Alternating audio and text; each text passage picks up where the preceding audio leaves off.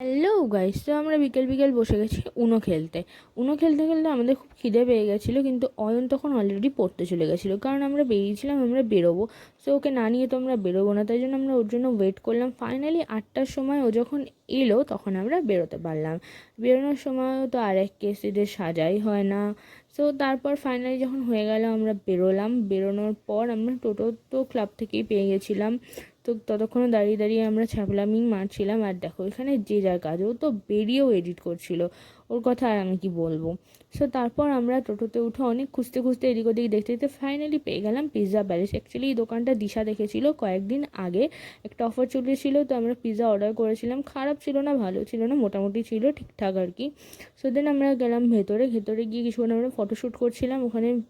Photo জোনটা খুব ভালো। আর সেখানে গিয়ে দিশা একটা কাণ্ড করেছে, একটা ভাস ভেঙে ফেলেছে। মানে কি বলবো আমি, আর দিয়ে এই ভাসটাই ও ভেঙে ফেলেছিল। আর আমরা এটা লাগানোর চেষ্টা করেছিলাম, বাট পারিনি। দেন তারপর আমাদের পিৎজা এলো। দেন আমরা খেলাম বেশরমের মতো, ওখানেও ছ্যাবলাই মারছিলাম এত কিছু করেও। তারপর ওখান থেকে বেরিয়ে গেলাম আমরা মালাই চা খেতে। মালাই চা তো আমরা মিস করবো না, রাত 10টার সময় হলেও খাবো। আর তাই করেছি।